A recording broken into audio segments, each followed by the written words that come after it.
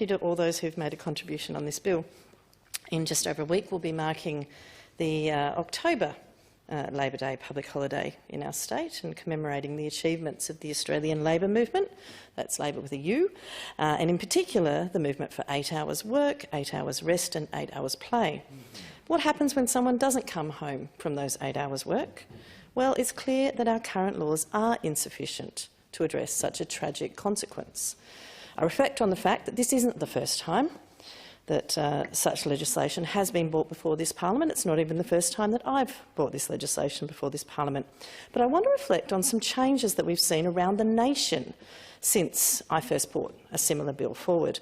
We've been told many things over the years, and certainly tonight, when it comes to this parliament's opposition to the absolute bare minimum to protect workers in our state by introducing industrial manslaughter laws.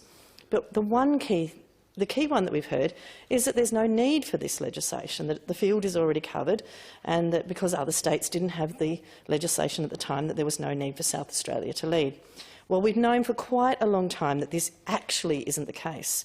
But what's really new now is that most of the country has now actually moved to not only recognise industrial manslaughter properly in legislation, but to apply serious penalties to it. Industrial or workplace manslaughter laws are now in place in New South Wales, in Victoria, in Queensland, in the ACT, in the Northern Territory and Western Australia. South Australia and Tasmania are the last remaining jurisdictions without such laws. And we know that these laws are needed, and we know that they work.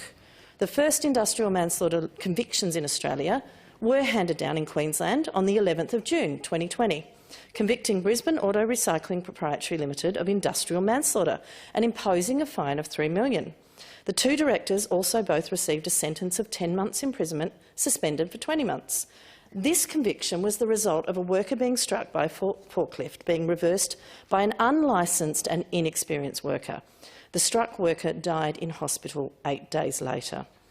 We have seen as well, of course, the final report of the review of the model work health and safety laws released in December 2018, following on from the agreement in 2008, where we agreed to harmonise our work health and safety laws across all states and territories. Indeed, I remember the lengthy debate in this place, and indeed the delayed debate in this place around that legislation.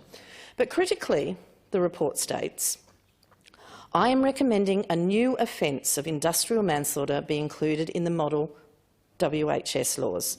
The growing public debate about including an offence of industrial manslaughter in the model WHS laws was reflected in consultations for this review. I consider that this new offence is required to address increasing community concerns that there should be a separate industrial manslaughter offence where there is a gross deviation from a reasonable standard of care that leads to a workplace death. It is also required to address the limitations of the criminal law when dealing with breaches of the WHS duties. More broadly, the ACT and Queensland have already introduced industrial manslaughter provisions, with other jurisdictions considering it. So this new offence also aims to enhance and maintain harmonisation of WHS laws." End quote. Of course, then, as I say, we've seen the industrial manslaughters put in place in New South Wales, Victoria, the Northern Territory and recently in WA. I would remind members as well that South Australia is a signatory to the Intergovernmental Agreement for Regulatory and Operational Reform in Occupational Health and Safety, which is the agreement under which we agreed to harmonise our work health and safety laws with other states. The report also stated that, and I quote, "Advocates for the inclusion of an industrial manslaughter offence believe such change is long overdue and reflects strong public sentiment. The ACT-CU supports this view and submits that the, quote, introduction of a new offence of industrial manslaughter will provide a strong incentive to businesses with poor practices to improve." The Senate inquiry into industrial deaths recommended that the model WHS laws be amended to provide for an industrial manslaughter offence. It considered serious consequences were warranted for organisations whose negligent actions result in the death of a worker or bystander, to answer the Honourable Connie Benares's question, and the offence would provide a strong and appropriate deterrent from the entire across the entire work health and safety regime. I also just want to share one final quote from that report where it discusses the case for change. Consultations for this review, mirrored in submissions to the Senate inquiry into industrial death, revealed a clear and increasing view amongst a great many in the community that there should be an outcome-based offence in the model work health and safety laws, where the death of another person occurs as a result of gross negligence of either an individual or an organisation. The strong community expectation is that it should be possible to prosecute for the death of a person under a statutory offence of industrial manslaughter in model work health and safety laws. As discussed, the most commonly cited reason for rejecting an industrial manslaughter offence during consultations was that the current criminal law offences in each jurisdiction are sufficient for dealing with workplace fatalities. Opponents of change pointed to the potential for a problematic overlap with jurisdictions' criminal laws if an industrial manslaughter offence is introduced in the Model Work Health and Safety Act. The argument is less convincing given some states and territories either have or are exploring the introduction of an industrial manslaughter offence to reflect what they perceive as the community will and to deal with the limitations of the criminal law in prosecuting breaches resulting in workplace death.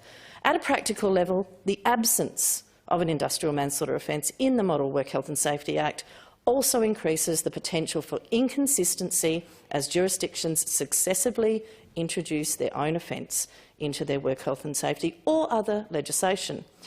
Polling that followed the release of that report found that the majority of Australians want these new laws, which would see employers who are responsible for workplace deaths held accountable and ultimately be able to be sent to jail.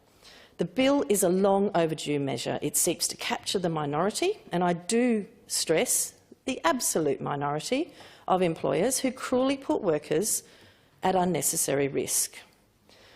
South Australian workers have waited long enough for this protection. This is life-saving legislation. Every single workplace death is significant and an avoidable tragedy that will affect the lives of so many others. Everyone deserves to come home safe from work. We must ensure that employers have a genuine incentive to provide a safe workplace and to prevent them from taking shortcuts that endanger workers' lives. This bill has sat on the notice paper for almost a year, or just over a year. This is not the first time I drew it to a vote. Indeed, I drew it to a vote and members said that they weren't ready to debate it. So I drew it to a vote again just over a month ago, and COVID provisions affected it coming to a vote. So this is actually now the third time I have called on members to alert them that this bill will go to a vote. I commend the ALP for their support of this bill tonight and indeed their commitment, should they take government next year, that they will seek to introduce industrial manslaughter legislation. I am disappointed that concerns are raised at the final hours about wording and about interpretation that have not been raised with my office prior to tonight. I think if members have amendments that they wish to place to this bill, then they should have circulated them, and they should circulate them. I will be taking this to a second reading, and I will stop at clause 1 to allow that conversation to happen. So with those few words, Mr President, I commend the bill to the Council. So the question is that the bill be now read a second time. Those are the questions.